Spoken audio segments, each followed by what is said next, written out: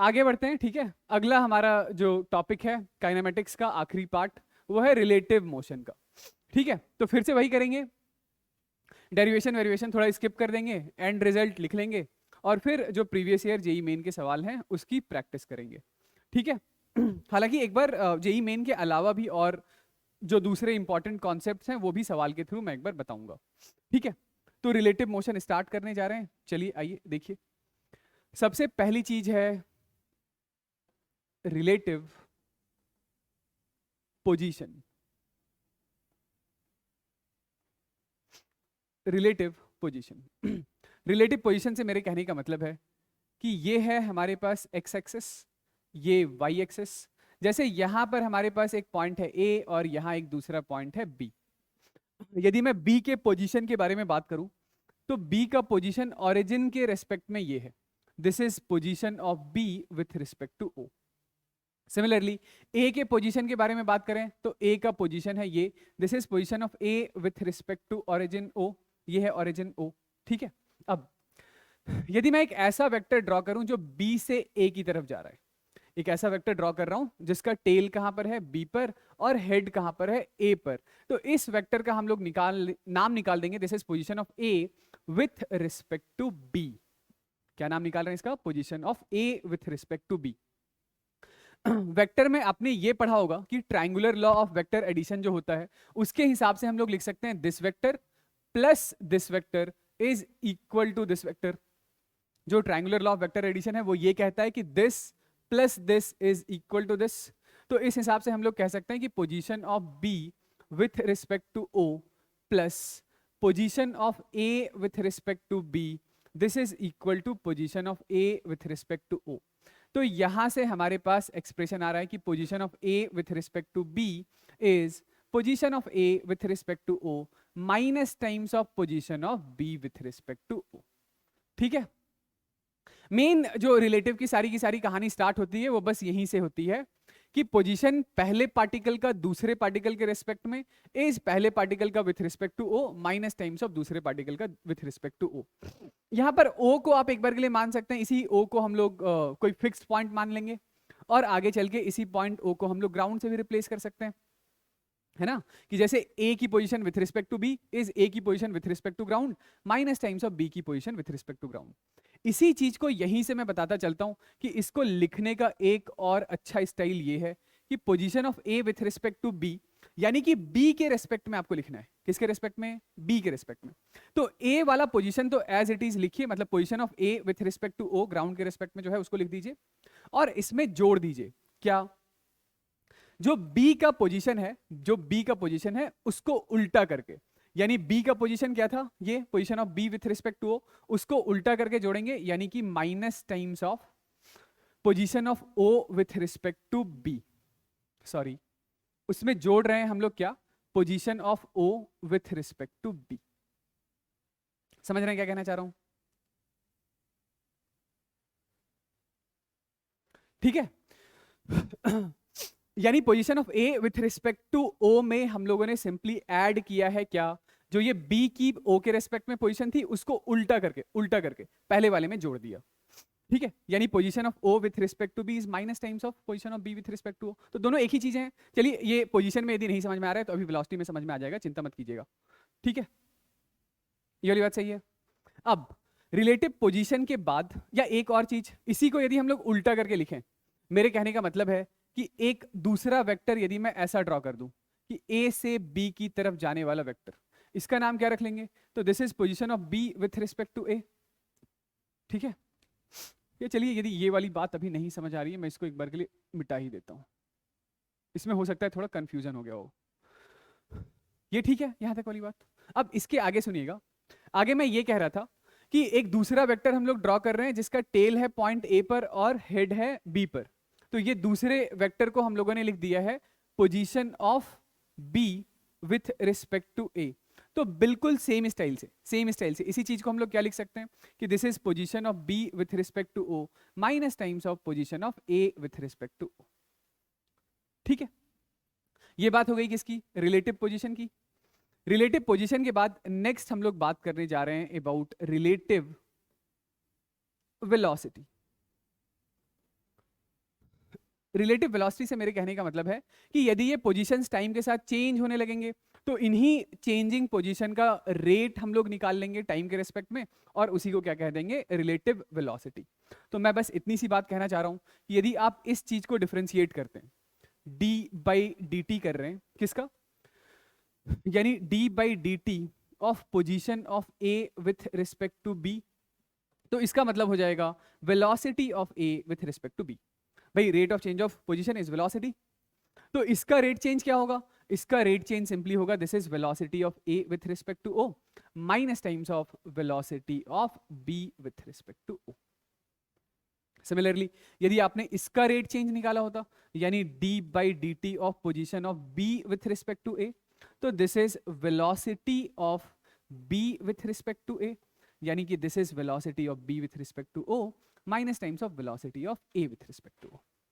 ठीक है ये देख लीजिएगा, ये पोजीशन या वेलोसिटीज दोनों ही वेक्टर टर्म है, तो इन सभी फॉर्मूले में चाहे ये पोजीशन हो चाहे ये वेलोसिटी हो, इन सभी फॉर्मूले में वेलोसिटी या पोजीशन को प्रॉपर साइन के साथ लिखना है। समझ रहे हैं, मतलब स्पेसिफिकली वेलोसिटी को साइन के साथ लिखना है। रिलेटिव पोजीशन हो गया, रिलेटिव वेलोसिटी हो गई। इसके बाद नेक्स्ट हम लोग बात कर रहे हैं अबाउट रिलेटिव एक्सेलरेशन।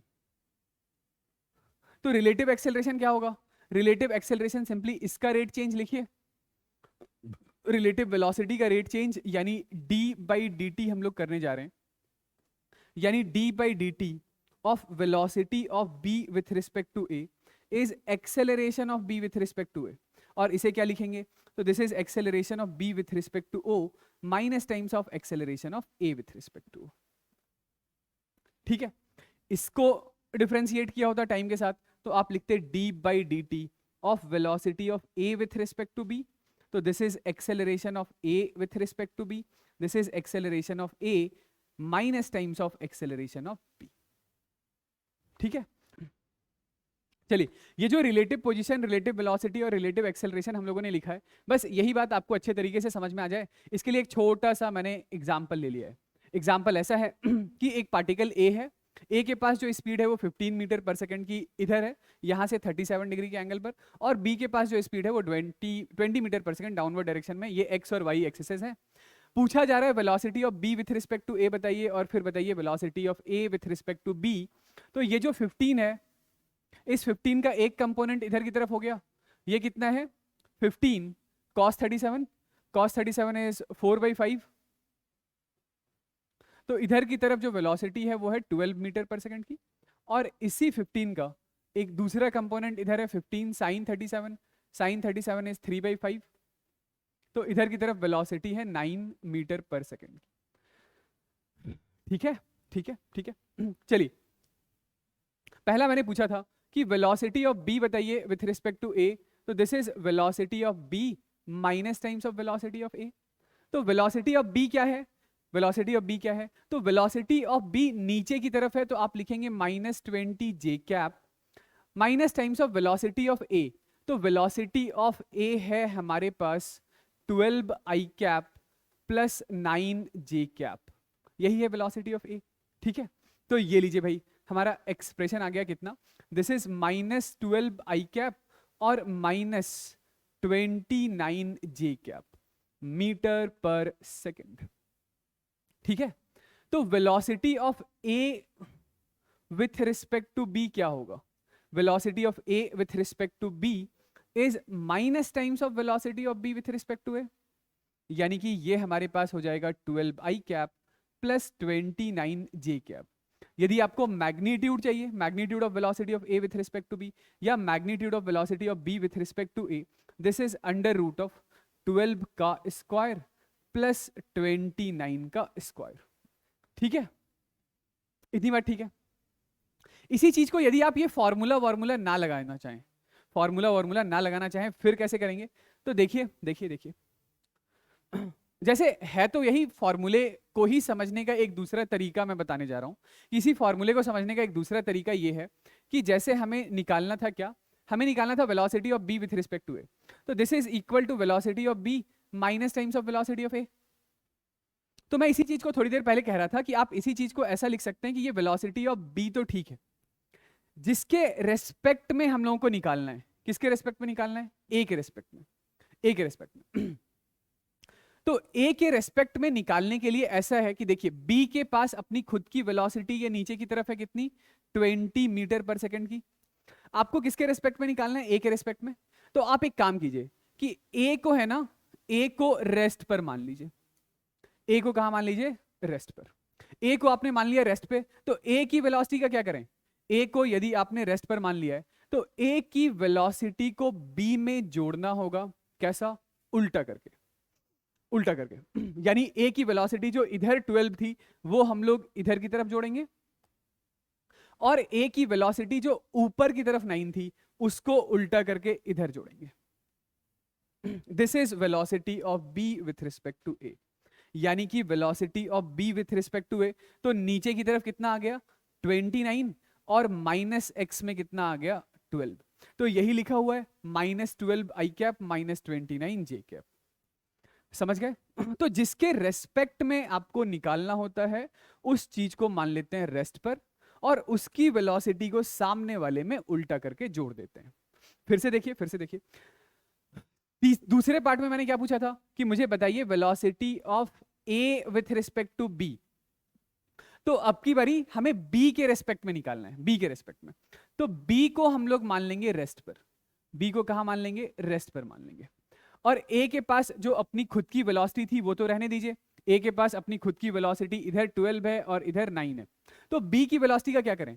बी की वेलोसिटी का क्या करें? तो जवाब है बी की वेलोसिटी को, बी की ये वाली जो वेलोसिटी है उसे ए में जोड़ना होगा। कैसा? उल्टा करके। यानी बी की वेलोसिटी नीचे है तो उसे उल्टा करके ए में जोड़ दीजिए। तो ए के पास ये 20 और 9 ऊपर की तरफ आ जाएगा 29। यानी कि इस सवाल का जवाब था हमारा ऊपर की तरफ है 29 जे कैप और x में है 12 आई कैप। तो यही हमारा लिखा हुआ है 29 j cap plus 12 i cap. ठीक है, तो फिर से कहानी ये है कि जिसके रेस्पेक्ट में निकालना है उसको मान लेते हैं रेस्ट पर, और उसकी वेलोसिटी को सामने वाली में उल्टा करके जोड़ देते हैं। तो जिसको रेस्ट पर माना था उसके रेस्पेक्ट में रिलेटिव वेलोसिटी आ जाती है। ठीक है, चलिए इसमें हम लोग बात करने जा रहे हैं नेक्स्ट इक्वेशन ऑफ मोशन के बारे में। तो इक्वेशन ऑफ मोशन यहां आप तभी लगाएंगे जब आपको पता चल जाए कि रिलेटिव एक्सेलरेशन हमारा कांस्टेंट है। यदि रिलेटिव एक्सेलरेशन कांस्टेंट है तो बिल्कुल वो सारे के सारे इक्वेशन ऑफ मोशन यहां पर बिल्कुल एज इट इज वैलिड होंगे। यानी कि इन इक्वेशंस को हम लोग लिखेंगे कि final relative velocity is initial relative velocity plus acceleration relative into time t, या displacement relative is u relative into time t plus 1/2 a relative into t का स्क्वायर। और तीसरी और आखिरी बात कि फाइनल रिलेटिव वेलोसिटी का square is initial relative velocity का square plus 2 acceleration relative displacement relative.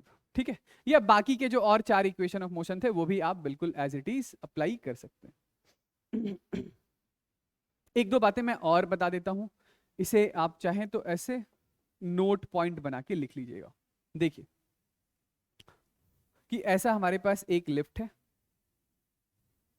ये लिफ्ट है हमारे पास, यहां से हम लोगों ने थ्रो किया है u स्पीड से, ये एंगल है थीटा। ठीक है, ये प्रोजेक्टाइल यहां से चला, यहां आकर के ग्राउंड को हिट कर रहा था। ये t इज इक्वल टू 0 पर थ्रो किया था, ये किसी time t is equal to t पर था। ठीक है, आपको अब ऐसा बताया जा रहा है, ऐसा बताया जा रहा है कि इस लिफ्ट के पास जो इनिशियल वेलोसिटी है वर्टिकल डायरेक्शन में है कुछ v, और लिफ्ट के पास जो एक्सेलरेशन है वो एक्सेलरेशन है कांस्टेंट a के बराबर का। ठीक है, तो अब हमें फिर से क्या करना है, तो उन्हीं 3 चीजों यानी कि time of flight, H max और हॉरिजॉन्टल रेंज की वैल्यू निकालनी है।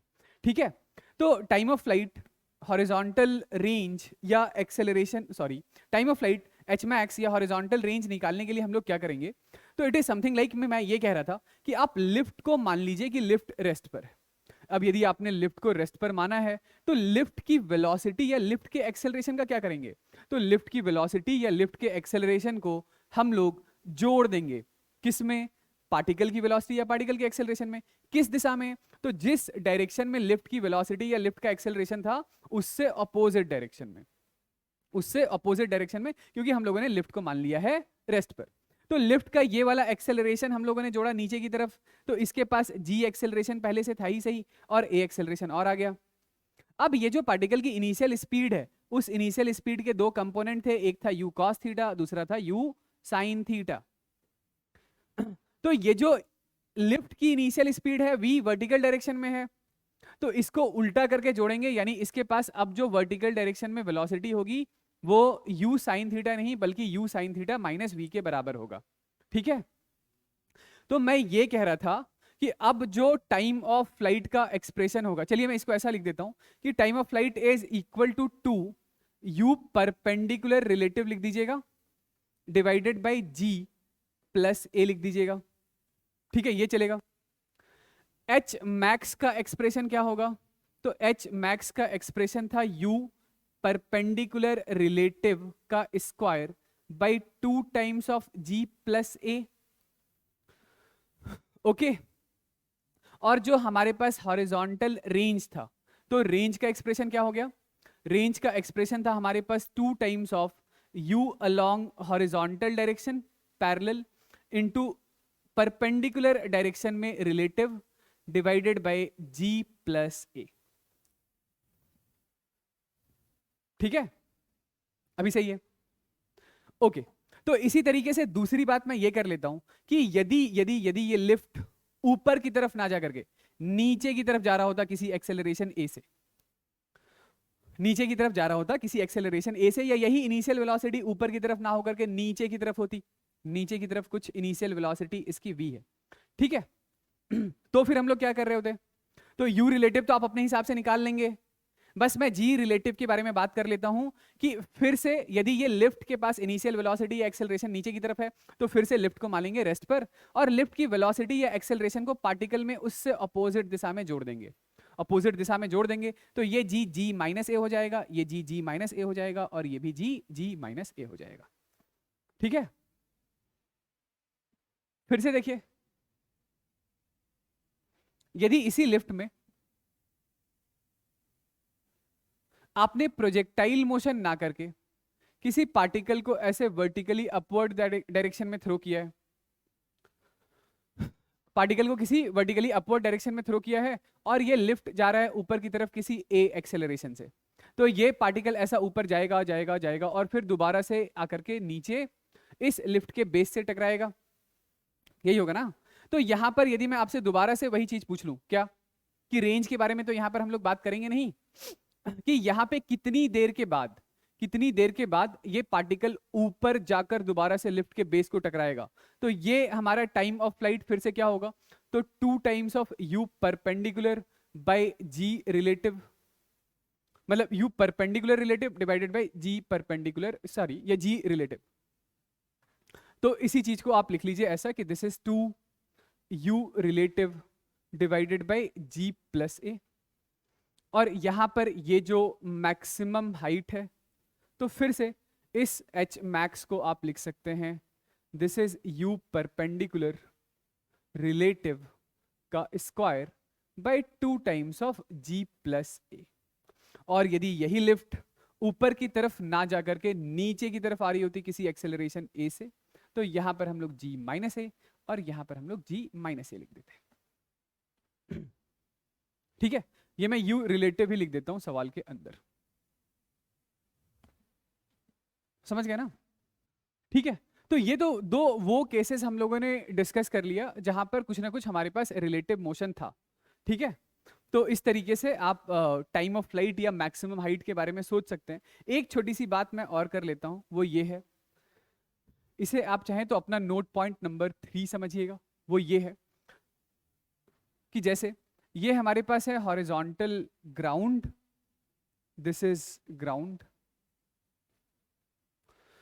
और यहां पर यदि हमारे पास ऐसे कोई दो पार्टिकल्स, एक पार्टिकल ए है और दूसरा पार्टिकल बी है, और यदि हमें किसी एक पार्टिकल का मोशन जज करना हो दूसरे पार्टिकल के रेस्पेक्ट में, तो सबसे पहले हम लोग यहां पर देखेंगे कि रिलेटिव एक्सेलरेशन किस दिशा में है या रिलेटिव एक्सेलरेशन कितना है।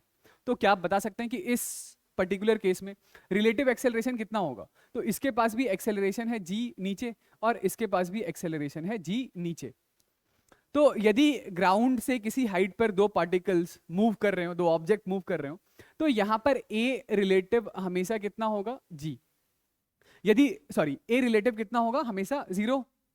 और जब कभी भी रिलेटिव एक्सेलरेशन 0 होता है तो आपको यह ध्यान रखना है कि जो रिलेटिव मोशन होगा वो रिलेटिव मोशन हमेशा एक स्ट्रेट लाइन पाथ के अलॉन्ग होगा। कैसा मोशन होगा? एक स्ट्रेट लाइन पाथ के अलॉन्ग होगा। मेरे कहने का मतलब है कि मान लेते हैं एक बार के लिए कि b की वेलोसिटी थी इधर v1 और a की वेलोसिटी थी इधर v2। अब यदि आपसे पूछा जाए कि a के रेस्पेक्ट में b का बताइए मोशन किस लाइन के अलॉन्ग हो रहा है, या b के रेस्पेक्ट में बताइए a का मोशन किस लाइन के अलॉन्ग हो रहा है, तो यदि हम लोग विथ रिस्पेक्ट टू a सोचे, किसके बारे में? a के रेस्पेक्ट में, तो जैसा मैंने बताया था कि जिसके रेस्पेक्ट में सोचना होता है उसको तो रेस्ट पर मान लेते हैं, और उसकी वेलोसिटी का क्या करते हैं? तो उसकी वेलोसिटी को सामने वाले में उल्टा करके जोड़ देते हैं। यानी कि b के पास अपनी खुद की वेलोसिटी ये v2 तो इधर थी ही सही, और a को माना अपने रेस्ट पर, और a की वेलोसिटी को उल्टा करके b में जोड़ दीजिए, उल्टा करके। जैसे ही आपने उल्टा करके जोड़ा तो ये रिलेटिव वेलोसिटी हमारे पास v1 square plus v2 square इस दिशा में आ गया। यानी कि b का मोशन a के रेस्पेक्ट में इस स्ट्रेट लाइन पाथ के अलॉन्ग होगा, इस स्ट्रेट लाइन पाथ के अलॉन्ग। इसी तरीके से यदि आप विथ रिस्पेक्ट टू b बात करना चाहें तो फिर हम लोग b को मान लेंगे रेस्ट पर, और ये जो हमारे पास a है, इस a के पास वेलोसिटी अपनी खुद की थी v2, और b को जैसे ही हम लोगों ने रेस्ट पर माना तो रेस्ट पर मानने के साथ ही b वाली वेलोसिटी को a में उल्टा करके जोड़ देंगे, तो ये v1 हो जाएगा हमारा इधर। यानी कि b के रेस्पेक्ट में, यानी b से देखने पर a जो है वो इस दिशा में under root of v1 square plus v2 square की स्पीड के साथ भाग रहा होगा। ठीक है, तो कुल मिला के समरी ये है समरी ये है कि यदि रिलेटिव एक्सेलरेशन और रिलेटिव वेलोसिटी के बीच का एंगल, मतलब इन दोनों के बीच का ये जो एंगल थीटा है, ये थीटा या तो 0 डिग्री हो या नहीं तो थीटा हमारा 180 डिग्री हो, तो इस सिचुएशन में जो मोशन है वो स्ट्रेट लाइन पाथ के अलॉन्ग होता है ना। यदि रिलेटिव एक्सेलरेशन और रिलेटिव वेलोसिटी एक ही दिशा में हो या एक दूसरे से अपोजिट डायरेक्शन में हो तो मोशन किस लाइन के अलॉन्ग होगा? स्ट्रेट लाइन पाथ के अलॉन्ग होगा। ठीक है, ओके। जैसे इस सिचुएशन में तो रिलेटिव एक्सेलरेशन है ही नहीं, जो है सिर्फ और सिर्फ रिलेटिव वेलोसिटी ही है, तो मोशन कैसा होगा? यूनिफॉर्म मोशन एक स्ट्रेट लाइन पाथ के अलॉन्ग। ठीक है, और इसका उल्टा यदि दूसरा केस ऐसा हो कि रिलेटिव वेलोसिटी इधर है और रिलेटिव एक्सेलरेशन इधर है, इन दोनों के बीच में हमारे पास कोई एंगल थीटा है, और ये थीटा 0 से 180 के बीच में कोई वैल्यू है, थीटा जो है 0 से 180 के बीच में कोई वैल्यू है, तो इस सिचुएशन में जो मोशन है वो एक पैराबोलिक पाथ के अलॉन्ग होता है। ठीक है, मोशन किस लाइन के अलॉन्ग होगा? एक पैराबोलिक पाथ के अलॉन्ग होगा। चलिए, रिलेटिव मोशन के ऊपर हम लोग प्रीवियस ईयर के सवाल बनाते हैं। ठीक है, तो पहला सवाल ये है कि train A and B are running on parallel track in opposite direction with speed 36 and 72 kilometre per hour. तो जो हमारा ट्रेन A है, ये A ऐसा भाग रहा है, A कितनी स्पीड से भाग रहा है? तो A 36 इंटू 5/18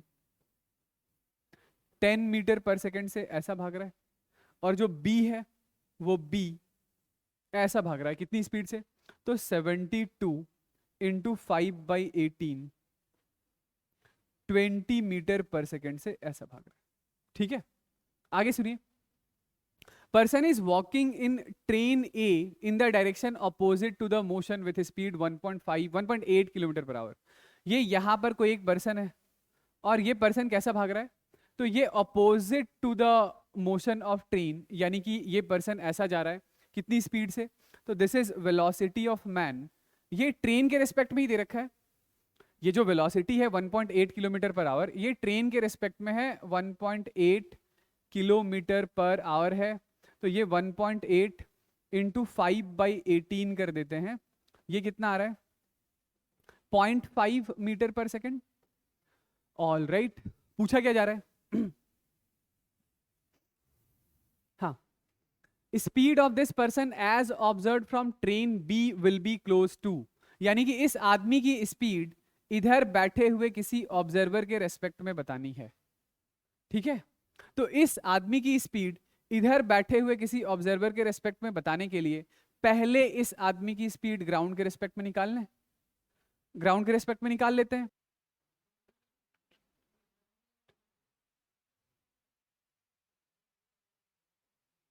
हाँ, मैं क्या कह रहा था मैं क्या कह रहा था कि इस आदमी की वेलोसिटी इसके रेस्पेक्ट में निकालने के लिए पहले हमें इस आदमी की वेलोसिटी ग्राउंड के रेस्पेक्ट में निकालना होगा।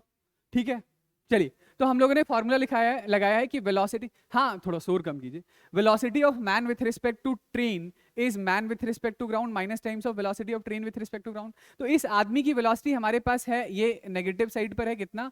-0.5। Velocity of man with respect to ground हमें निकालना है, minus times of velocity of train कितना हो गया? तो ये 10। तो velocity of man with respect to ground is 10 - 0.5, यानी 9.5 मीटर पर सेकेंड। ये ठीक है, तो ये आदमी की स्पीड किसके रेस्पेक्ट में है? ग्राउंड के रेस्पेक्ट में। हमसे क्या पूछा जा रहा था? हमसे पूछा जा रहा है बताओ velocity of man with respect to B. तो this is velocity of man with respect to ground minus times of velocity of B. तो man with respect to ground है हमारे पास 9.5 माइनस इसकी स्पीड अपोजिट साइड है तो -20 minus minus plus, this is 29.5 metre पर second. ठीक है, इसी स्पीड को आप दूसरे स्टाइल से, मतलब इसी 29.5 को आप दूसरे स्टाइल से ऐसे सोच सकते थे कि भाई ग्राउंड के रेस्पेक्ट में स्पीड आ ही गई। ठीक है, हमें किसके रेस्पेक्ट में लिखना था? बी के रेस्पेक्ट में। तो बी के रेस्पेक्ट में लिखना है तो बी को हम लोग मान लेते हैं रेस्ट पर, और बी की वेलोसिटी को उल्टा करके इसमें जोड़ देते हैं। यानी कि ये जो आदमी था, इस आदमी के पास जो velocity of man with respect to ground है वो कितना था? 9.5। हमें बी के रेस्पेक्ट में निकालना था तो बी को मान लेते रेस्ट पर, और बी की वेलोसिटी को इसमें उल्टा करके जोड़ देते, तो 20 + 9 इज इक्वल टू 29.5 आ जाता। चलिए देखिए अगला सवाल क्या है। तो अगला सवाल ऐसा है कि boy reaches airport and finds that escalator is not working, he walks up the stationary escalator in time t1। ठीक है, तो ये ऐसा सा हमारे पास कोई एक एस्केलेटर है, ऐसा सा कोई एक एस्केलेटर है, मान लेते हैं इस एस्केलेटर का लेंथ है l और बॉय यहां से चलना स्टार्ट करता है। तो जो वेलोसिटी ऑफ बॉय है वो जस्ट वीवी मान लेता हूं। तो ये t1 टाइम में नीचे से चलकर ऊपर चला गया, तो t1 टाइम में नीचे से चलकर ऊपर चला गया, तो टाइम t1 को हम लोग क्या लिख लेंगे? Time is equal to distance upon speed, distance is l और स्पीड इज vb। तो यहां से जो बॉय की स्पीड है that is equal to l divided by time t1 आ जाएगा। ओके, दूसरे सिचुएशन में क्या हुआ? If he remain stationary on a moving escalator then the escalator takes him up in time t2। किसी दूसरे सिचुएशन में एस्केलेटर चल रहा है और बालक रेस्ट पर है, तो फिर उस सिचुएशन में लगने वाला जो टाइम है t2 वो फिर से डिस्टेंस तो इतना ही स्पीड करेगा, सॉरी डिस्टेंस तो इतना ही ट्रैवल करेगा, दैट इज l के बराबर। कितनी स्पीड से ट्रैवल करेगा? तो वो जो स्पीड है वो बालक की स्पीड नहीं है बल्कि एस्केलेटर की स्पीड है, क्योंकि एस्केलेटर उसे नीचे से ऊपर लेकर जा रहा है। तो यहां से हमारे पास क्या आ रहा है कि velocity of escalator is equal to l divided by t2। This is equation number 2। Equation number 2। चलिए, आपसे पूछा यह गया है कि किसी दिन आपको बताना है कि the time taken by him to walk up on a moving escalator, मतलब ये हुआ कि किसी दिन बालक भी चल रहा है एस्केलेटर पर, बालक भी चल रहा है और एस्केलेटर भी मूव कर रहा है, एस्केलेटर भी मूव कर रहा है। तो उस सिचुएशन में लगने वाला टाइम कितना होगा? तो उस सिचुएशन में लगने वाला जो हमारा टाइम होगा, तो time is equal to distance upon speed. तब स्पीड कितनी हो जाएगी? बालक की अपनी खुद की स्पीड vb, एस्केलेटर की स्पीड ve, है ना? तो ये हमारे पास l तो ठीक है, बालक की जो स्पीड थी वो था l divided by t1 plus l divided by t2, l से l कैंसिल आउट हो गया, ये हमारे पास आ गया t1 t2 divided by t1 plus t2, यानी तीसरा आंसर हमारा सही है। चलिए क्या है अगला सवाल? अगला सवाल ऐसा है कि दो ट्रेन ए और बी हैं जिसकी लेंथ है एल और 4l, आई और 4i are traveling into a tunnel of length L in parallel tracks from opposite direction with velocity 108 and 72 km per hour respectively. A takes 35 second less time than B. A जो है वो कम समय ले रहा है किससे, B से, कितना, 35 seconds to cross the tunnel. तो हमें टनल की लेंथ बतानी है. L और I के बीच का रिलेशन है L is equal to 60I. ये ठीक है. सवाल तो आई होप समझ में आ गया होगा. तो कहने का मतलब ये है कि जो भी टाइम टेकन बाय बी है उसमें से टाइम टेकन बाय ए माइनस कर दें तो हमारे पास 35 सेकेंड्स आ रहा है. जो भी बी का समय है उसमें से ए के द्वारा लिया जाने वाला समय माइनस कर दिया जाए तो जो हमारा वैल्यू है वो 35 सेकेंड के बराबर है. तो time is equal to distance upon speed. कितना डिस्टेंस ट्रेवल करना है?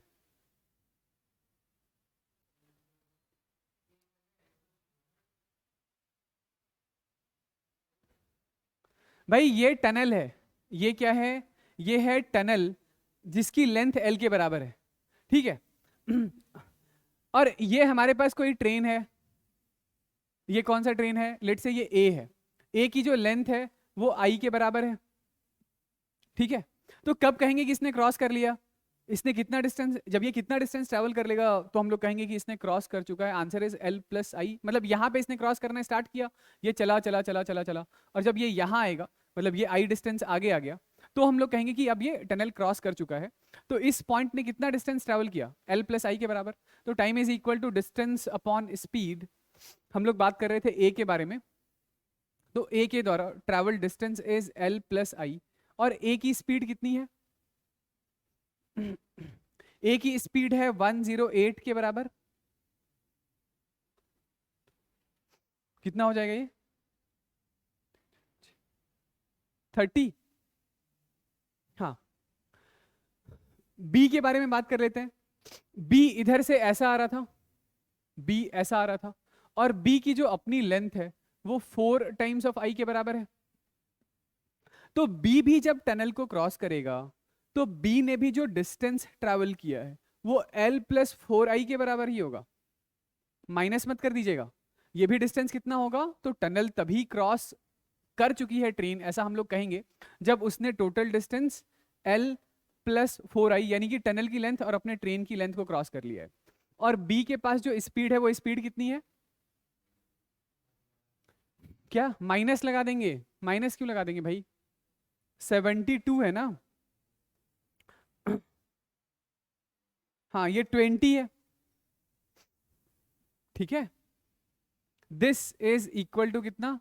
35 सेकेंड्स. सॉल्व कीजिए. एल की वैल्यू 60i ले लीजिए. तो ये कितना हो गया हमारे पास बताइएगा? 64i by 20 minus 61i by 30 is equal to 35. यहां से सॉल्व करने के बाद i की वैल्यू आनी चाहिए 30. यदि i 30 है तो l की वैल्यू क्या है? l is equal to 60 into 30 यानी 1800. हाँ 1800 ही राइट आंसर है इसका. ठीक है. थोड़ा 2 डायमेंशनल मोशन में हम लोग रिलेटिव मोशन देखते हैं और सबसे पहले स्टार्ट करने जा रहे हैं रिवर स्विमर प्रॉब्लम. ठीक है. तो एक बार रिवर स्विमर प्रॉब्लम भी 1D में देख लीजिए. पहले ऐसा है कि पहले पहले पहले सबसे पहले 1 डायमेंशन में ही बात कर रहे हैं. 1 डायमेंशन में.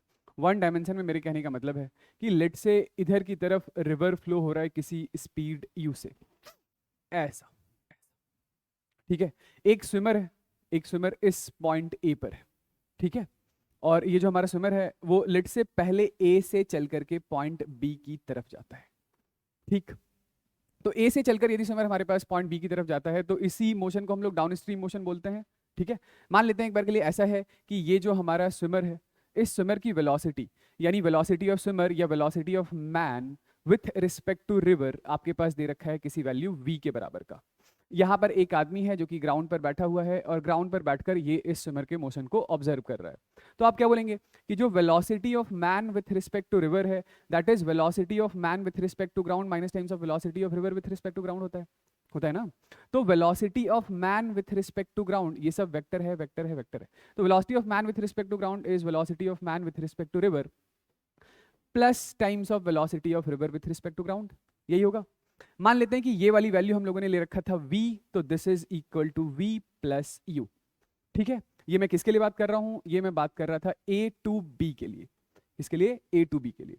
लेट से आदमी को ये a टू b के बीच का सेपरेशन भी बता दिया जाता है कि ये a टू b के बीच का सेपरेशन कितना है, d। आपसे पूछा जाएगा कि a टू b जाने में लगने वाला टाइम कितना है, तो मान लेते हैं कि ये टाइम है t a टू b, तो t a to b is equal to distance upon ये वाली स्पीड। ये वाली स्पीड कितनी है, तो that is equal to u plus v के बराबर है। अब इसी आदमी ने क्या किया, तो यहाँ पे फिर इसने यू टर्न मार लिया, और यू टर्न मार करके वो फिर आने लग गया b से a की तरफ।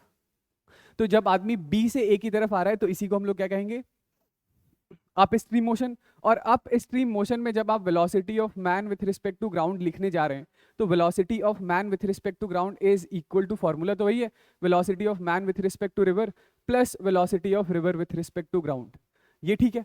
तो velocity of man with respect to river, जैसे एक बार के लिए ये वाली साइड हम लोग लेने जा रहे हैं पॉजिटिव और ये वाली साइड हमारी है नेगेटिव, तो इसको हम लोग क्या लिख लेंगे, this is equal to minus times of v plus u।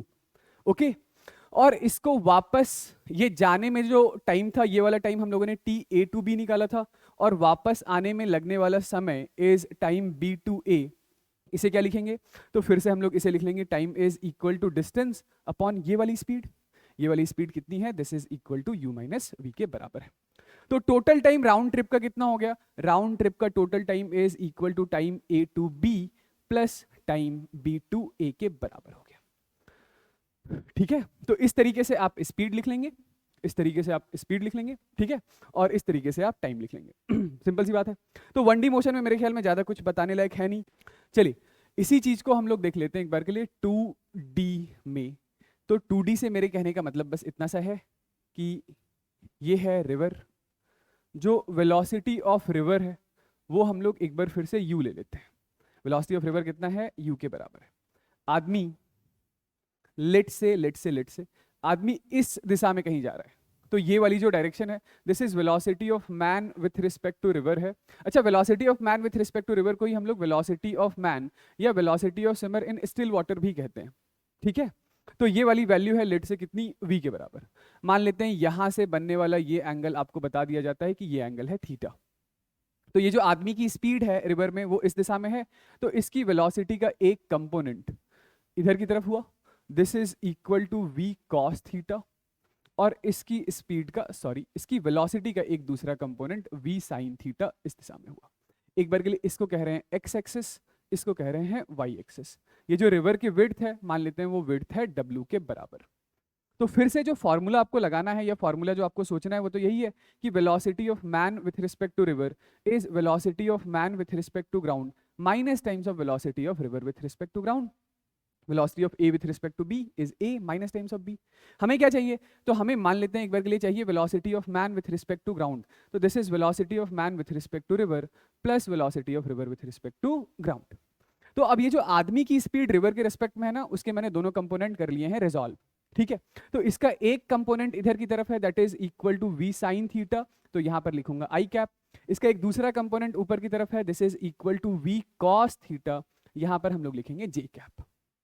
ठीक है, रिवर की वेलोसिटी कहाँ है, तो रिवर की वेलोसिटी है u, और यहां पर हम लोग लिख देंगे i कैप। तो i कैप में देखिए आदमी के पास कितनी वेलोसिटी आ गई, i कैप में आ गई u plus v sin theta i cap, और j कैप में कितनी स्पीड आ गई, तो v cos theta j cap. Alright, तो बताइए क्या ये आदमी ग्राउंड से देखने पर इस लाइन के क्रॉस चलकर जा रहा होगा, नहीं, इस दिशा में तो ये अपने आप को देख रहा होगा जाता हुआ। ये आदमी ने स्ट्रोक इधर की तरफ लगाया है, और इसकी जो स्पीड है ग्राउंड के रेस्पेक्ट में वो इतनी है, इतनी। मेरे कहने का मतलब है कि ग्राउंड के रेस्पेक्ट में देखने पर एक्स एक्सिस की दिशा में इसके पास इतनी स्पीड है, यानी कि ये इधर जा तो रहा था और रिवर इसे खुद u स्पीड से सामने की तरफ खींच रहा है। तो ग्राउंड के रेस्पेक्ट में ये आदमी इधर कहीं जा रहा है, इधर कहीं जा रहा है, कितनी स्पीड से, इतनी स्पीड से। तो as a result of which होगा क्या कि आदमी चलते चलते चलते चलते कहीं यहां पहुंच जाएगा। ऑल राइट, तो ये जो डिस्टेंस है इसी डिस्टेंस को हम लोग कहते हैं ड्रिफ्ट। इसका नाम क्या है, इसका नाम है ड्रिफ्ट। ठीक है ठीक है ठीक है भाई, इसके पास एक्स एक्सिस के अलॉन्ग खुद की कितनी स्पीड थी, v sin थीटा, और रिवर ने एक्स एक्सिस के डायरेक्शन में इसको कितनी स्पीड से खींचा है, u। तो x की दिशा में अब इसके पास टोटल स्पीड कितना है, x की दिशा में इसके पास टोटल स्पीड है u plus V sine theta, या रिवर जिस दिशा में बह रहा है उस दिशा में इसके पास जो टोटल वेलोसिटी है वो u plus V sine theta के बराबर है। तो सबसे पहले हम लोग एक काम करते हैं, निकाल लेते हैं कि कितनी देर में रिवर क्रॉस कर जाएगा, time taken to cross the river. तो time taken to cross the river is equal to distance upon speed. तो रिवर क्रॉस करने के लिए से ये वाला डिस्टेंस ट्रेवल करना पड़ेगा, और ये वाला डिस्टेंस कितने के बराबर है, तो ये वाला डिस्टेंस है w के बराबर। और इस डायरेक्शन में कितनी स्पीड है, तो इस डायरेक्शन में जो स्पीड है वो है v cos थीटा के बराबर। ठीक है, तो इतनी देर में ये आदमी रिवर क्रॉस कर जाएगा। कितना ड्रिफ्ट आएगा, कितना ड्रिफ्ट आएगा, तो जो ड्रिफ्ट आएगा, ड्रिफ्ट इज इक्वल टू, ये तो एक्स एक्सिस के अलोंग का डिस्प्लेसमेंट है, तो ड्रिफ्ट जो है वो एक्स एक्सिस के अलोंग का डिस्प्लेसमेंट है, तो आपको चाहिए होगा एक्स एक्सिस के अलोंग की velocity which is u plus V sine theta, और इसको मल्टीप्लाई कर देंगे टाइम से। टाइम कितना है, टाइम है w divided by v cos theta के बराबर। ठीक है, आई होप ये बात समझ में आ रही है। चलिए, तो ये तो हमारे पास बेसिक जानकारी हो गई इसकी। इसी के हमें एक दो स्पेशल केसेस डिस्कस करने हैं। ठीक है, क्या है वो स्पेशल केस, तो ये सुनिएगा। इतना लिख लिया, ये समझ में आ गया ना। सुनिएगा, अब इसी में यदि मैं बात करूं, सबसे पहले हम लोग बात करने जा रहे हैं किस बारे में, तो सबसे पहली चीज हम लोग डिस्कस करने जा रहे हैं इसमें, ऐसा मैं कुछ नोट पॉइंट बनाकर लिख देता हूं। सबसे पहला टाइम मतलब सबसे पहली चीज की जो कैलकुलेशन यहाँ पर पूछी जा सकती है वो ये है कि बताओ कि कैसे ये आदमी भागना स्टार्ट करे इस रिवर के रेस्पेक्ट में, ताकि ये मिनिमम टाइम में इस रिवर को क्रॉस कर जाए। हम लोग सबसे पहले क्या कैलकुलेट करने जा रहे हैं कि मिनिमम टाइम की कैलकुलेशन बता दो। तो हमारे पास टाइम ये रहा, ये है हमारे पास टाइम का जनरल एक्सप्रेशन। ये टाइम मिनिमम कब होगा, टाइम मिनिमम तब होगा जब ये सबसे ज्यादा से ज्यादा होगा, और ये ज्यादा से ज्यादा कब होगा, तो ये ज्यादा से ज्यादा तब होगा जब आदमी अपनी सारी की सारी वेलोसिटी इसी डायरेक्शन में रखे। यानी जो velocity of man with respect to river है, जो हम लोगों ने v लिया है, वो इस दिशा में आ जाए। यानी आदमी कोशिश ही इसी दिशा में रिवर को क्रॉस करने का कर रहा है। तो ऐसे सिचुएशन में हमारा थीटा कितना हो जाएगा, 0। थीटा 0 हो जाएगा तो cos थीटा हो जाएगा मैक्सिमम, और यहां से हमारे पास आ जाएगा टाइम की मिनिमम वैल्यू। टाइम की मिनिमम वैल्यू जो होगी that is equal to w upon v के बराबर होगी। ये v क्या है समझ रहे हैं ना, velocity of man with respect to river. तो क्या ये सीधा a से चल करके पॉइंट b तक पहुंच जाएगा, नहीं, a से चलकर पॉइंट b तक नहीं पहुंच पाएगा। क्यों, क्योंकि भाई रिवर वाली वेलोसिटी तो है ही ना, वो तो u इसी दिशा में रहेगी। तो इसकी जो रिजल्टेंट वेलोसिटी आएगी, रिजल्टेंट वेलोसिटी कहीं इधर आएगी, और आदमी चलते चलते चलते यहां से यहां पहुंचेगा। तो ये वाली चीज है हमारे पास ड्रिफ्ट के बराबर। तो इस सिचुएशन में हमारा ड्रिफ्ट कितना होगा, तो इस सिचुएशन में ड्रिफ्ट जो कि डिस्प्लेसमेंट अलोंग x है, that is velocity along x into time t के बराबर होगा।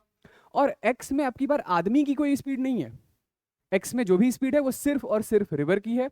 तो x में रिवर की स्पीड है हमारे पास u, और टाइम है हमारे पास w/v। ठीक है, तो ये हो जाएगा हमारा ड्रिफ्ट, ये हो जाएगा हमारा टाइम। चलिए, आई होप ये बात समझ में आ रही है। इसके बाद जो दूसरी चीज है, सेकंड, ये मैं इधर लिख रहा हूं, this is note point number 2 है आपका, जो कि है मिनिमम, सॉरी मिनिमम नहीं, पहले बात कर रहे हैं अबाउट जीरो ड्रिफ्ट के बारे में। जीरो ड्रिफ्ट, अब ऐसा है कि आदमी को ड्रिफ्ट ही प्रोड्यूस करना है, जीरो ड्रिफ्ट। जीरो प्रोड्यूस करने से मेरा मतलब है ऐसा है कि आदमी पॉइंट ए से चलकर सीधा पॉइंट बी तक पहुंचना चाह रहा है। तो ये जीरो ड्रिफ्ट कब संभव हो पाएगा, जीरो ड्रिफ्ट कब पॉसिबल हो पाएगा, जीरो ड्रिफ्ट सिर्फ और सिर्फ तभी पॉसिबल हो पाएगा जब velocity of man with respect to river ज्यादा बड़ा होगा रिवर की स्पीड से। ठीक है, यदि ऐसा नहीं है तो जीरो ड्रिफ्ट कभी नहीं आएगा। ऐसा मैं इसलिए कह रहा हूं क्योंकि इस सिचुएशन में मान लीजिए आदमी भागना स्टार्ट करता है इधर, this is velocity of man with respect to river, और मान लेते हैं यहां से ये एंगल इसने बना लिया थीटा, इसको हम लोगों ने लिया था v, और रिवर इधर की तरफ भाग रहा है u स्पीड से। तो आदमी की वेलोसिटी का एक कंपोनेंट आ गया इधर, this is equal to v cos theta, आदमी की वेलोसिटी का एक दूसरा कंपोनेंट आ गया इधर, this is equal to v sine theta. क्या हो कि यदि ये v cos थीटा u के बराबर हो जाए, यदि ये v cos थीटा u के बराबर हो गया तो x की दिशा में तो कोई स्पीड रहा ही नहीं, x की दिशा में कोई स्पीड नहीं रहा, इसका मतलब यह है कि x की दिशा में कोई डिस्प्लेसमेंट नहीं होगा, तो आदमी सीधा चलकर कहां से कहां पहुंच जाएगा, A से B की तरफ पहुंच जाएगा। तो जीरो ड्रिफ्ट के लिए कंडीशन बस सिर्फ इतनी सी ही है कि आदमी को अपनी वेलोसिटी का एक कंपोनेंट, आदमी को अपनी वेलोसिटी का, अपनी स्पीड का एक कंपोनेंट रिवर की स्पीड या रिवर की वेलोसिटी से बैलेंस कर देना होता है। बस आदमी की वेलोसिटी का जो एक कंपोनेंट है वो रिवर की वेलोसिटी से अपोजिट दिशा में होना चाहिए, तो बैलेंस हो जाएगा। इसीलिए मैंने ऐसा बोला कि जब तक ये वाली कंडीशन नहीं है कि आदमी की जो स्पीड है वो रिवर की स्पीड से ज्यादा है, तभी तो आदमी की स्पीड का एक कंपोनेंट रिवर की स्पीड को बैलेंस कर रहा है। तो ये सिर्फ और सिर्फ तभी संभव हो पाएगा इस सिचुएशन में, आदमी को रिवर क्रॉस करने में लगने वाला जो समय है वो समय कितना होगा, तो वो समय होगा w/v साइन थीटा के बराबर का। और इस सिचुएशन में जो नेट वेलोसिटी होगी, वो नेट वेलोसिटी कितनी होगी, नेट वेलोसिटी कितनी होगी, तो net velocity is same as v sine theta, क्योंकि x की दिशा में तो कोई स्पीड है नहीं। Note point number 3, note point number 3, इसे कहते हैं मिनिमम ड्रिफ्ट।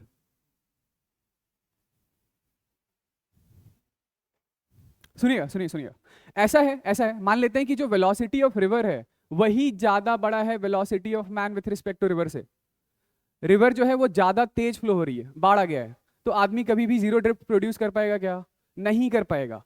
तो इस सिचुएशन में क्या होगा, ऐसा है कि ये पॉइंट ए है और आदमी कोशिश कर रहा है इधर जाने की, velocity of man with respect to river हम लोगों ने ले लिया है v, और velocity of river with respect to ground है u। ये u ज्यादा बड़ा है v से, u क्या है, ज्यादा बड़ा है v से।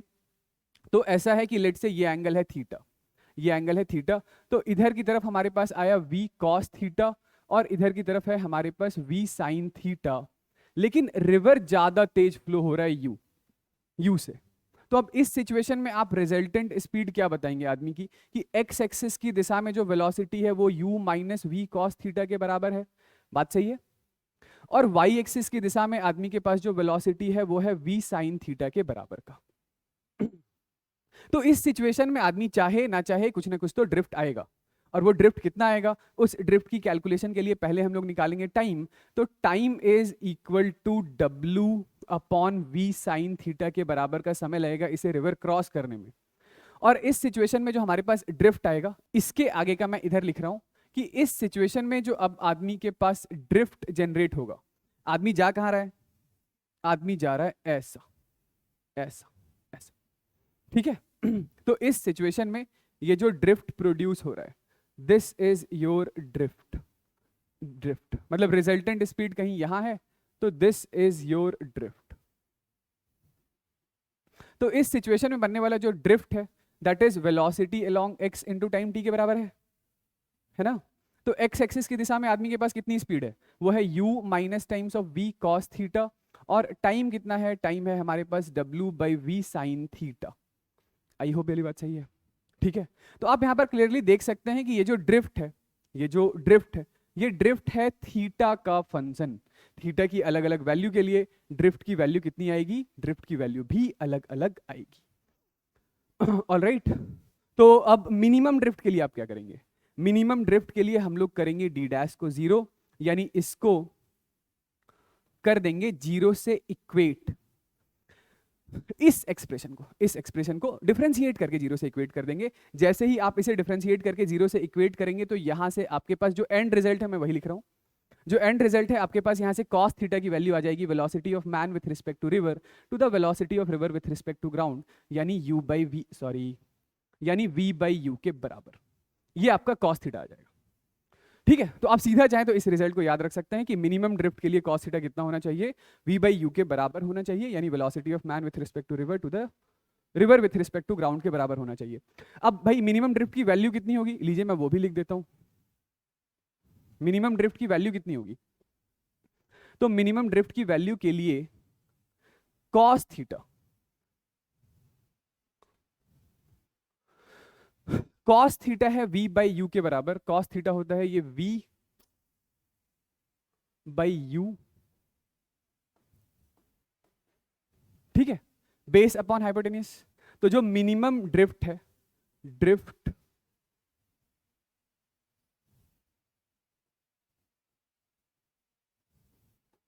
ड्रिफ्ट की जो मिनिमम वैल्यू आएगी दैट इज इक्वल टू, इसको हम लोग लिख लेते हैं U W by V sine theta minus times of V W by cos theta by sine theta is equal to cot theta. ठीक है, तो ये हमारे पास एक्सप्रेशन आ रहा है U W by V. Sine theta क्या होगा बताइए? तो साइन थीटा हो जाएगा under root of you square minus V square into U minus times of V W by cot theta. Cot theta is equal to V by under root of you square minus V square.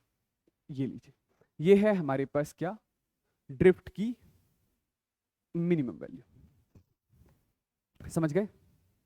ठीक है, तो this was all about river swimmer problem. आगे बढ़ते हैं, हम लोग बात कर रहे हैं अबाउट रेन मैन प्रॉब्लम के बारे में। तो देखिए, काफी आसान सी चीज है रेन मैन प्रॉब्लम। तो रेन मैन प्रॉब्लम सिंपली ऐसा है, देखिए कि ये हमारे पास ग्राउंड है, ठीक है, ग्राउंड पर एक आदमी यहां खड़ा है, ठीक है, ग्राउंड पर एक आदमी खड़ा है और ये हमारे पास कोई ड्रॉपलेट है, रेन ड्रॉपलेट है, और इस ड्रॉपलेट की velocity, velocity of rain with respect to ground, ये हम लोग ले लेते हैं किसके बराबर, v के बराबर। यदि इस रीजन में कोई हवा नहीं चल रही हो, आदमी मूव नहीं कर रहा हो, तो ये ड्रॉपलेट ग्रेविटी के इन्फ्लुएंस में कैसा गिरेगा, नीचे नीचे। यानी एक बार के लिए मैं इसको बोलूं कि this is our X axis और ये वर्टिकल डायरेक्शन हमारी वाई एक्सिस है, तो जो velocity of rain with respect to ground है वो नेचुरली तो नीचे की तरफ ही होगा। अब इसी में साथ साथ सुनते चलिए कि यदि मैं ऐसा बोलूं कल को कि विंड इधर की तरफ ब्लो हो रही है x मीटर पर सेकंड से, तो यदि विंड इधर की तरफ x मीटर पर सेकंड से ब्लो होगी तो इसका मतलब क्या होगा कि रेन ड्रॉपलेट के पास अपनी खुद की वेलोसिटी v तो रहेगी ही, और जिस दिशा में विंड होगा वो वाली वेलोसिटी भी ड्रॉपलेट को दे देंगे। ऑलराइट ऑलराइट चलिए, अब तक तो ये आदमी रेस्ट पर था, अब मान लेते हैं ये आदमी चलना स्टार्ट करता है। जो velocity of man with respect to ground है वो मान लेते हैं कुछ u मीटर पर सेकंड का है, ठीक, या u किलोमीटर पर आवर का है, जो भी यूनिट हो, यूनिट तो आप अपना देख लेंगे। ठीक है, तो अब जरा ये सुनिएगा कि हम लोगों को डिस्कस क्या करना है। तो इस आदमी को ड्रॉपलेट कितनी स्पीड से उसकी तरफ आता हुआ दिखाई देगा। मेरे कहने का मतलब है कि यदि आपसे ये पूछा जाए कि velocity of rain with respect to man बताओ, तो velocity of rain with respect to man आप क्या लिखेंगे, velocity of rain with respect to ground minus times of velocity of man with respect to ground, यही लिखेंगे ना। ठीक है, इसका लिटरली मतलब ये भी है कि this is velocity of rain with respect to ground, तो जो है वो रहने ही दीजिए, plus minus times of velocity of man with respect to ground उसमें जोड़ दीजिए।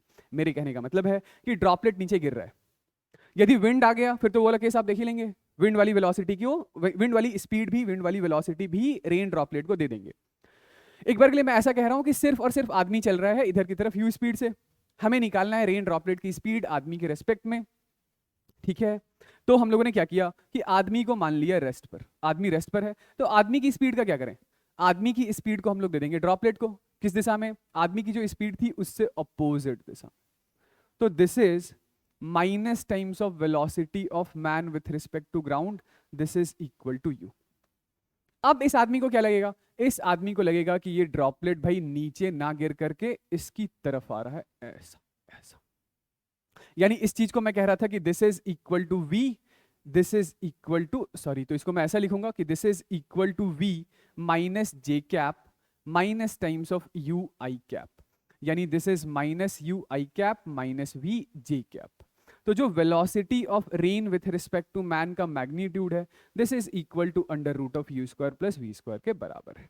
ठीक है, अब यदि आदमी के पास कोई छाता वाता होता तो वो छाता कैसा खोलता, ऐसा खोलता, इस ड्रॉपलेट से बचने के लिए। ड्रॉपलेट से बचने के लिए आदमी ने क्या किया है, तो छाता वर्टिकल के साथ या हॉरिजॉन्टल के साथ, लेट से किसी एंगल थीटा पर, वर्टिकल से मैंने ले लिया, तो this angle is same as this वाला एंगल। ठीक है, तो ये एंगल कितना है, तो आप बोलेंगे ये वाला जो एंगल है that is equal to tan theta is equal to this perpendicular by this base. तो ये जो परपेंडिकुलर है this is equal to u के बराबर है, और ये जो बेस है that is equal to v के बराबर है। तो आदमी को ड्रॉपलेट से बचने के लिए वर्टिकल के साथ ये वाला एंगल पर छाता खोलना पड़ेगा। ये रिजल्टेंट स्पीड है, ये वर्टिकल के साथ बनने वाला एंगल है। ठीक है, हाँ देखिए ये सवाल था, इसका सॉल्यूशन मैं इधर लिखने जा रहा हूं कि ये है हमारे पास ग्राउंड, ये है हमारे पास क्या, ग्राउंड। तो ग्राउंड पर आदमी कितनी स्पीड से भाग रहा है, यानी velocity of man with respect to ground आपको बता दिया गया है, ये है 3 मीटर पर सेकंड का। और आदमी को ऐसा लग रहा है कि ड्रॉपलेट नीचे की तरफ आ रहा है, यानी कि जो velocity of rain with respect to man, ये ग्राउंड के रिस्पेक्ट में नहीं है, ये आदमी के रेस्पेक्ट में ड्रॉपलेट के पास जो स्पीड है उसकी वैल्यू है 3√3 नीचे की तरफ, 3√3 नीचे की तरफ। आई बात समझ, ये वाली बात सही है। तो ये वाली ग्राउंड के रेस्पेक्ट में नहीं है, ये आदमी के रेस्पेक्ट में। और हम लोगों को क्या सोचना है कि आदमी के रेस्पेक्ट में यदि हम लोग ड्रॉपलेट को देख रहे हैं तो आदमी को मान लेंगे रेस्ट पर, और आदमी की वेलोसिटी का क्या करेंगे, तो आदमी की वेलोसिटी को हम लोग ड्रॉपलेट को दे देंगे। ठीक है, तो ये जैसे एक तरीके से आपके पास नेट स्पीड है, नेट। ड्रॉपलेट के पास एक स्पीड, आदमी को रेस्ट पर मानने की वजह से 3 मीटर पर सेकंड पीछे की तरफ, और ड्रॉपलेट की रिजल्टेंट स्पीड नीचे। इसका मतलब ऑब्वियस है कि ड्रॉपलेट के पास अपनी स्पीड ग्राउंड के रेस्पेक्ट में कहीं इस दिशा में होगी, है ना। तो जरूर से ही इस रीजन में कोई हवा हवा चल रहा होगा, जिसकी वजह से आदमी के पास ग्राउंड के रेस्पेक्ट में स्पीड इस दिशा में है। This is velocity of rain with respect to ground. मान लेते हैं ये x, ये कितना है, x है। तो वर्टिकल के साथ बनने वाला ये जो एंगल थीटा मान लेते हैं एक बार के लिए इसको, ठीक। इस x का एक कंपोनेंट इधर की तरफ होगा, that is equal to x sine theta, और इसका एक कंपोनेंट इधर की तरफ होगा, दैट इज इक्वल टू कितना, x cos theta. I hope ये बात सही है। तो आप क्या कह रहे हैं, आप कह रहे हैं कि जो x साइन थीटा है वो जरूर से 3 के बराबर होगा, तभी तो ये लोग दोनों एक दूसरे को निपटा देते होंगे, और जो x cos थीटा होगा वो जरूर से कितना, 3√3 के बराबर होगा। तो sine theta by cos theta, tan theta कितना हो गया, टैन थीटा हो गया 1/√3, यानी कि थीटा कितना है, 30 डिग्री का है। यानी कि वर्टिकल के साथ जो ड्रॉपलेट ने एंगल बनाया है वो 30 डिग्री का है। यदि ये वाली बात सही है तो इसका मतलब क्या हो गया, इसका मतलब हो गया कि ये जो x है इंटू साइन ऑफ 30 डिग्री, ये 3 के बराबर था, तो x is equal to 6 metre पर second is the right answer. 3√2 आप बता रहे थे, आंसर है 6 मीटर पर सेकेंड। तो यदि आपको ये दोनों सिचुएशन समझ में आ गए हैं तो फिर बिल्कुल ऐसा सही सिचुएशन है हमारा फ्लैग फ्लटरिंग प्रॉब्लम का। इसमें बस एक बड़ी बात मैं ऐसे आपको एक बार के लिए सबसे पहले बता देता हूं, कोई फॉर्मूला लिखने के पहले, कि ये मान लेते हैं हमारे पास है एक गाड़ी, ठीक है, ये गाड़ी, ये डायरेक्शन है हमारे पास ईस्ट, ये डायरेक्शन है हमारे पास वेस्ट, ये ऊपर है नॉर्थ, नीचे है साउथ, ठीक है। एक बार के लिए मान लीजिए, बस ऐसे लॉजिकली इस चीज को समझ लीजिए कि गाड़ी जा रही है ईस्ट की तरफ, गाड़ी जा रही है ईस्ट की तरफ, this is velocity of car या ट्रक जो भी है, ईस्ट की तरफ। अब इसके छत पर माउंटेड है एक झंडा, तो वो झंडा किधर की तरफ फ्लटर करेगा, यदि गाड़ी ईस्ट की तरफ जा रही है, ये छत पे एक झंडा है, तो झंडा कहां फ्लटर करेगा, वेस्ट की तरफ, सिंपल सी बात। ऑलराइट, तो एक तो गाड़ी के मोशन की वजह से फ्लैग के पास किसी ना किसी डायरेक्शन में वेलोसिटी होगी, मतलब वो फ्लटर कर रहा होगा, तो वो कहां होगा, वो हमेशा याद रखिएगा जिस दिशा में गाड़ी जा रही है उससे अपोजिट दिशा में होगा, ठीक है। अब इसी में एक दूसरा सिचुएशन क्या होगा कि लेट से अब यहीं पर एक विंड और ब्लो हो रहा है जो कि डायरेक्टेड है नॉर्थ की तरफ, ठीक है। विंड और ब्लो हो रहा है, आपको बता दिया गया है कि velocity of wind is equal to, मान लेते हैं ये है x, ये है y, और ये कहां है, this is due north, north की तरफ, कहां है, नॉर्थ की तरफ। तो झंडे के पास एक स्पीड गाड़ी के मोशन की वजह से था, और वो कहां था, तो वो गाड़ी की वेलोसिटी से अपोजिट दिशा में था, गाड़ी ईस्ट की तरफ जा रही थी तो झंडा वेस्ट की तरफ फ्लटर हो रहा था। अब दूसरा वो जो विंड वाला कंपोनेंट है या विंड की वजह से जो आने वाला इफेक्ट है वो एग्जैक्टली उसी दिशा में होगा जिस दिशा में विंड ब्लो हो रहा है। यदि विंड इधर नॉर्थ की तरफ ब्लो हो रहा है, नॉर्थ की तरफ, तो अब झंडे के पास एक वेलोसिटी पीछे नॉर्थ की तरफ भी आ जाएगी। आ रही है बात समझ। तो ये जो हमारा झंडा है ये डायरेक्शन हो गया नॉर्थ, ये डायरेक्शन हो गया हमारे पास वेस्ट, तो झंडा इधर कहीं फ्लटर कर रहा होगा, इस दिशा में कहीं फ्लटर कर रहा होगा, ठीक है। तो ये हम लोग कहेंगे this is velocity of flag with respect to ground, यानी कि ग्राउंड से देखने पर फ्लैग के पास वेलोसिटी इस दिशा में होगी, और ये यहां से बनने वाला लेट से एंगल थीटा है या यहां से बनने वाला लेट से एंगल फाई है, तो आप इस थीटा या फाई की कैलकुलेशन बड़ी आसानी से कर सकते हैं, है ना। तो यहां पर भी जो कॉन्सेप्ट हम लोगों ने यूज किया है वो यही है कि velocity of flag with respect to car is equal to velocity of flag with respect to ground minus times of velocity of car with respect to ground। एक बार के लिए तो हम लोग ये वाली चीज यूज कर रहे थे, ठीक है। यहां पर बनने वाला ये जो एंगल थीटा है, लेट से इस एंगल थीटा की वैल्यू हम लोग कैलकुलेट कर रहे हैं, तो ये वाला एंगल थीटा कितना होगा, tan theta is equal to, हाँ इसको हम लोगों ने क्या बोला था, इसको हम लोगों ने बोला है y और इसको हम लोगों ने बोला है x, तो tan theta is equal to x upon y होगा। ये जो एंगल है ये कहां से बनने वाला एंगल है, समझ रहे हैं ना, ये वाला एंगल हो जाएगा हमारे पास, ये जो थीटा है आप इसको लिख लेंगे, theta is equal to tan inverse of x upon y, और इसे क्या लिखेंगे, this is north of west, north of west, ठीक है। तो ऐसे ही इसके ऊपर आप चाहें तो इस फाई की भी वैल्यू कैलकुलेट कर सकते थे कि tan फाई क्या लिखेंगे, तो tan of phi is equal to, ये परपेंडिकुलर हो गया हमारे पास y बाई एक्स, तो theta is equal to tan inverse of y by x, और ये हम लोग कहेंगे दिस इज इक्वल टू, ये किस दिशा में है, तो ये है हमारे पास वेस्ट ऑफ नॉर्थ की दिशा में, ठीक है। तो बस सिंपल वही रिजल्टेंट स्पीड आपके वेक्टर कैलकुलेशन का टेस्ट होगा, और डायरेक्शन वायरेक्शन आप अपना निकाल सकते हैं इस तरीके से, ठीक है। तो कुछ छोटी मोटी बातें हम लोग और करते हैं, जिसमें सबसे पहले है हमारे पास वेलोसिटी ऑफ अप्रोच या वेलोसिटी ऑफ सेपरेशन। तो जरा देखिएगा, वेलोसिटी ऑफ अप्रोच या सेपरेशन हम लोग क्या कह सकते हैं कि ये हमारे पास है दो पार्टिकल, जिसमें पहले का नाम है ए, दूसरे का नाम है बी, ठीक है। ये ए और बी के बीच का जो सेपरेशन है वो ए और बी के बीच का सेपरेशन मान लेते हैं आर है।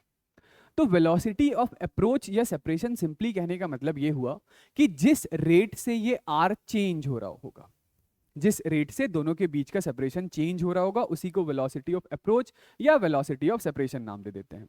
मतलब यदि ये आर टाइम के साथ बढ़ रहा होगा तो हम लोग यहाँ पर वेलोसिटी ऑफ सेपरेशन कैलकुलेट कर लेंगे, ये आर टाइम के साथ घट रहा होगा तो हम लोग कहेंगे कि वेलोसिटी ऑफ अप्रोच की वैल्यू जो भी है वो हम लोग कैलकुलेट कर सकते हैं। तो कैसे कैलकुलेट करेंगे, ऐसा करेंगे कि मान लेते हैं कि b के पास जो वेलोसिटी है a के रेस्पेक्ट में, this is velocity of b with respect to a, या इसी को मैं ये कह रहा हूं कि this is relative velocity of b with respect to a, वो इस दिशा में है, ठीक है। ये क्या है, ये b की स्पीड a के रेस्पेक्ट में या b की वेलोसिटी a के रेस्पेक्ट में, मान लेते हैं कि b की वेलोसिटी a के रेस्पेक्ट में यहां से किसी फाई एंगल पर, ठीक। तो इस वेलोसिटी का एक कंपोनेंट आप देख सकते हैं वो इस दिशा में होगा, दिस इज v रिलेटिव का cos फाई, और इस वेलोसिटी का एक दूसरा कंपोनेंट v रिलेटिव का साइन कंपोनेंट इस दिशा में होगा। तो अभी आप देख सकते हैं कि रिलेटिव वेलोसिटी का एक कंपोनेंट b के पास जो है वो a की दिशा में है, तो इस वेलोसिटी की वजह से क्या होगा, ये r बढ़ेगा या घटेगा, तो आप बोलेंगे घटेगा। तो यहां पर हम लोग अभी के लिए लिख देंगे कि जो वेलोसिटी रिलेटिव का कॉस कंपोनेंट है, कॉस फाई, यही हमारे पास वेलोसिटी ऑफ अप्रोच है, और इसकी वजह से r घट रहा है, तो this is minus times of dr by dt के बराबर है, ठीक है। किसी दूसरे सिचुएशन के अंदर मैं एक बार फिर से ये वाला फिगर ड्रॉ करता हूं, देखिए कि ये हमारे पास पॉइंट A था, ये हमारे पास था पॉइंट B, और मान लेते हैं कि B के पास A के रिस्पेक्ट में रिलेटिव वेलोसिटी इधर की तरफ कहीं, ये जो रिलेटिव वेलोसिटी है B की वो इधर कहीं है, इस दिशा में है, और यहां से ये वाला जो बनने वाला एंगल है वो एंगल हमारा थीटा है। तो इस सिचुएशन में आप बोलेंगे कि रिलेटिव वेलोसिटी का एक कंपोनेंट इधर है, दैट इज v रिलेटिव का कॉस कंपोनेंट कॉस थीटा, और ये रिलेटिव वेलोसिटी का साइन कंपोनेंट यानी साइन थीटा। तो अब ये जो v रिलेटिव का कॉस कंपोनेंट आपको दिखाई दे रहा है, इसकी वजह से बताइए ये r बढ़ेगा या घटेगा, तो आप बोलेंगे ये तो r बढ़ेगा, r बढ़ेगा। तो अब की बारी ये जो v रिलेटिव का कॉस कंपोनेंट है, इसे हम लोग बोल देंगे this is velocity of separation which is plus dr by dt, यानी वेलोसिटी ऑफ अप्रोच या सेपरेशन क्या है, तो ये वो रेट है जिस रेट से दो पार्टिकल को ज्वाइन करने वाली लाइन के बीच का सेपरेशन घटता है या बढ़ता है, ठीक है। तो आपको कुछ नहीं करना है, रिलेटिव वेलोसिटी निकाल लेना है, उसका कंपोनेंट लिख लेना है जो दोनों को ज्वाइन करने वाली लाइन के अलॉन्ग है, ऑलराइट। अच्छा, अब यहां पर आप बोलेंगे कि ये जो दूसरी वेलोसिटी है, ये जो दूसरी वेलोसिटी है v रिलेटिव का साइन कंपोनेंट, v रिलेटिव का साइन कंपोनेंट ये क्या कर रहा है, तो ये b को a के अबाउट घुमा रहा है, ये b को a के अबाउट ओमेगा दे रहा है, ठीक है। आप चाहें तो यहाँ ओमेगा भी लिख सकते हैं कि ओमेगा कितना होगा, तो ओमेगा इस सिचुएशन में ये जो v रिलेटिव का साइन कंपोनेंट है, omega is equal to v by r होता है, तो ये जो रिलेटिव वेलोसिटी का साइन कंपोनेंट है वो ऑलरेडी दोनों को ज्वाइन करने वाली लाइन से परपेंडिकुलर है। तो ओमेगा क्या हो गया, ओमेगा हो गया v रिलेटिव का sine component divided by separation r। Simple, ठीक है ना। नेक्स्ट हम लोग बात करने जा रहे हैं कि किस सिचुएशन के अंदर कोई दो पार्टिकल एक दूसरे से कोलाइड कर सकते हैं, यानी कि कंडीशन ऑफ कोलिजन। देखिए ऐसा है कि यहां पर एक पार्टिकल है A, यहां पर एक पार्टिकल है B। आपने A को थ्रो किया ऐसा किसी स्पीड v1 से, B को आपने थ्रो किया ऐसा किसी दूसरी स्पीड v2 से। ये वाला एंगल है थीटा, ये वाला एंगल है फाई। यदि हमसे ये पूछ लिया जाए कि बताओ किस कंडीशन के अंदर दोनों एक दूसरे से टकरा जाएंगे, दोनों एक दूसरे से टकरा जाएं, वो जानने के पहले हम लोग एक बार के लिए दोनों की वेलोसिटीज को कर लेते हैं रिजॉल्व। तो इधर की तरफ है हमारे पास v1 cos थीटा और इधर की तरफ है हमारे पास v1 sin of theta. Similarly ये जो v2 है तो v2 का एक कंपोनेंट इधर की तरफ है that is v2 cos of phi, और इस v2 का एक दूसरा कंपोनेंट ऊपर की तरफ है that is v2 sin of phi. किसी भी एक की वेलोसिटी दूसरे के रेस्पेक्ट में निकाल लीजिए। चलिए एक बार के लिए मैं क्या करता हूं, तो मैं b को मान लेता हूं रेस्ट पर, ठीक है, और a की वेलोसिटी मैं कैलकुलेट करने जा रहा हूं किसके रेस्पेक्ट में, b के रेस्पेक्ट में। तो यदि आप a की वेलोसिटी b के रेस्पेक्ट में कैलकुलेट करने जा रहे हैं तो पहले तो a वाली वेलोसिटी लिख लीजिए। तो आप बोलेंगे इधर की तरफ है हमारे पास v1 sin थीटा और इधर की तरफ हमारे पास है v1 cos ऑफ थीटा। ये ठीक है ना। हम लोग b के रेस्पेक्ट में लिख रहे हैं, b के रेस्पेक्ट में लिख रहे हैं मतलब कि b को कैसा मान लिया है, रेस्ट पर। तो b की वेलोसिटी का क्या करें, b की वेलोसिटी को a में उल्टा करके जोड़िए। ये v2 sin फाई इधर है तो उसको उल्टा करके जोड़िए इधर, यानी कि इधर की तरफ क्या आ गया, v2 sin फाई। ये ठीक है। इसकी ये वाली वेलोसिटी इधर की तरफ है, इसको उल्टा करके इसमें जोड़िए तो इधर की तरफ जोड़िए क्या, v2 cos ऑफ फाई। ये ठीक है। दोनों के बीच का सेपरेशन मैं मार्क करना भूल गया था, लेट से दोनों के बीच का सेपरेशन कितना है, r है।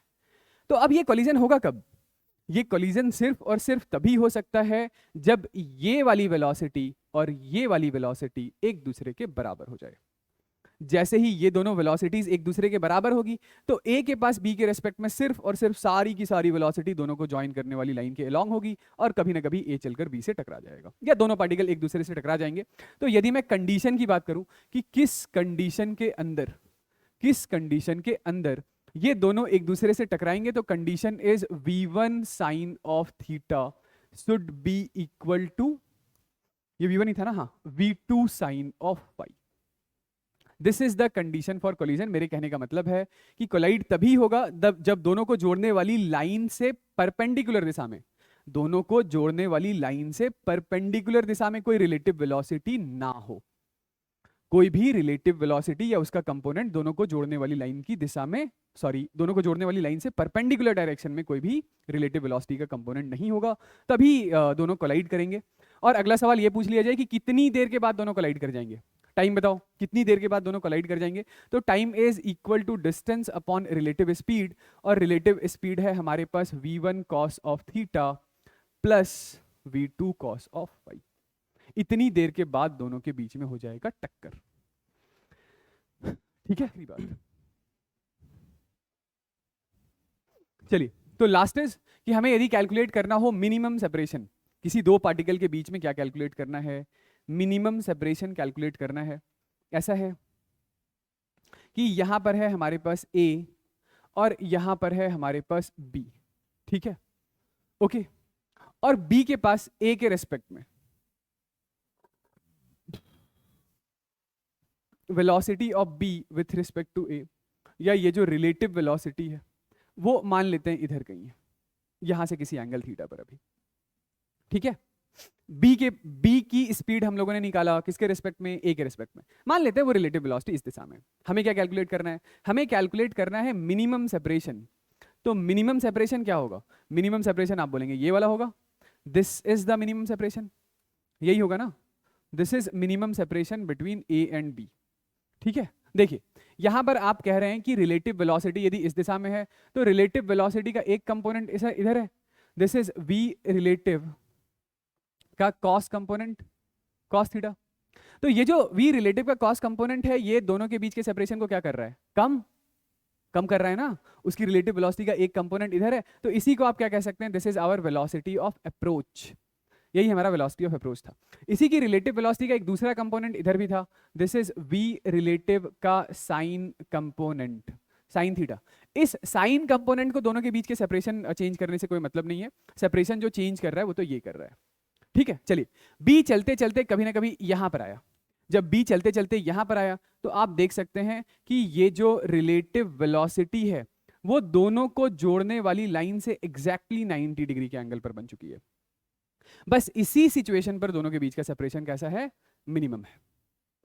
तो मिनिमम सेपरेशन तब आएगा जब रिलेटिव वेलोसिटी दोनों को जोड़ने वाली लाइन से 90 डिग्री के एंगल पर होगी, यानी कि रिलेटिव वेलोसिटी का कोई सा भी कंपोनेंट दोनों को जोड़ने वाली लाइन के अलोंग नहीं होगा, क्योंकि यदि दोनों को जोड़ने वाली लाइन के अलोंग रिलेटिव वेलोसिटी का कोई एक कंपोनेंट हुआ तो उसके होने की वजह से या तो दोनों के बीच का सेपरेशन घटेगा यानी तो बढ़ेगा।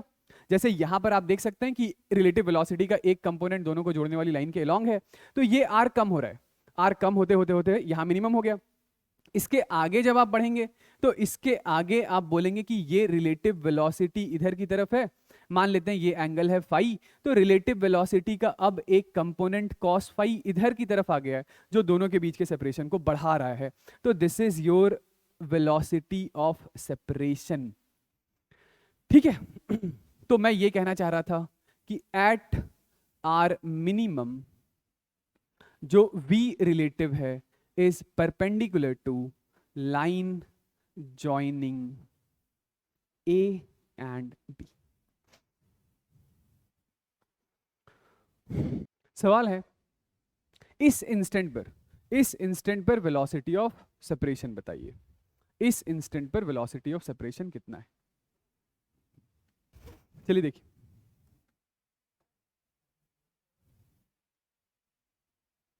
इस इंस्टेंट पर मैंने क्या पूछा था, मैंने पूछा था इस इंस्टेंट पर वेलोसिटी ऑफ सेपरेशन बताइए। ठीक है, तो बताओ भाई ये वाला एंगल कितना होगा, तो ये वाला angle tan theta is equal to 4/3, ये एंगल कितना है 53 डिग्री, ये वाला एंगल कितना है 37 डिग्री, तो ये वाला एंगल कितना होगा 53 डिग्री। तो इस 4 की वेलोसिटी का जो है 4 की वेलोसिटी का एक कंपोनेंट, 4 की वेलोसिटी का एक कंपोनेंट इधर की तरफ है, दैट इज 4 cos ऑफ 53 कितना होता है, cos 53 3/5 होता है भाई। और ये जो एंगल है ये एंगल 37 है, तो ये वाला भी एंगल 37 है, तो 3 की वेलोसिटी का एक कंपोनेंट कितना हो गया, 3 की वेलोसिटी का एक कंपोनेंट 3 cos ऑफ 37 यानी कि 3 इंटू 4/5 हो गया। ठीक है, क्या पूछा, वेलोसिटी ऑफ सेपरेशन।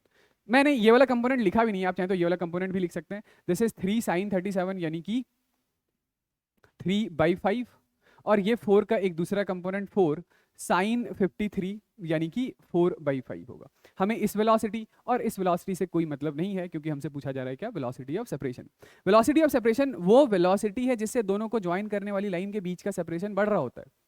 तो यदि आप a की वेलोसिटी b के रेस्पेक्ट में निकालें तो b की वेलोसिटी को a में उल्टा करके जोड़ना होगा। a के पास अपनी खुद की वेलोसिटी इधर की तरफ है 12/5, और ये वाला और जोड़ दिया हम लोगों ने तो ये भी हो गया 12/5। तो यही क्या है, यही हमारा वेलोसिटी ऑफ सेपरेशन है, यानी कि वेलोसिटी ऑफ सेपरेशन क्या हो गया, तो this is 2 times of 12/5 24/5 metre पर सेकेंड।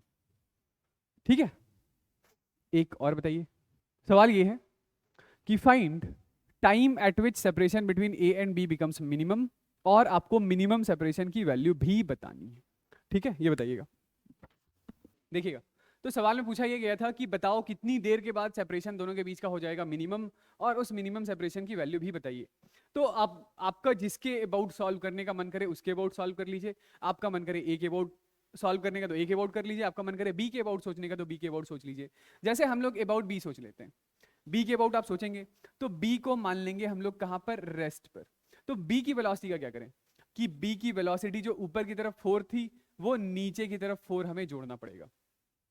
तो अब ए के पास जो स्पीड है वो 3 और 4 का रिजल्टेंट कहीं इस दिशा में है, 3 और 4 का रिजल्टेंट जो है वो कहीं इस दिशा में है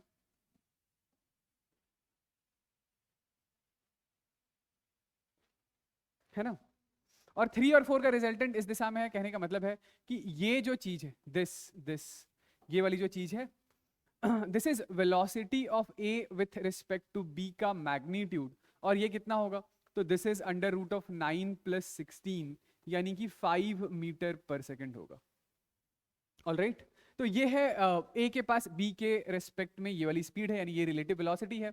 मिनिमम सेपरेशन क्या होगा, तो मिनिमम सेपरेशन वो सेपरेशन है, मिनिमम सेपरेशन बेसिकली वो वाला सेपरेशन है जब रिलेटिव वेलोसिटी दोनों को जोड़ने वाली लाइन से, अरे मिनिमम सेपरेशन कौन सा सेपरेशन है, मिनिमम सेपरेशन ये वाला सेपरेशन, क्योंकि हमें पता है कि मिनिमम सेपरेशन वाले समय जो रिलेटिव वेलोसिटी होती है वो दोनों को जोड़ने वाली लाइन से 90 डिग्री के एंगल पर होती है।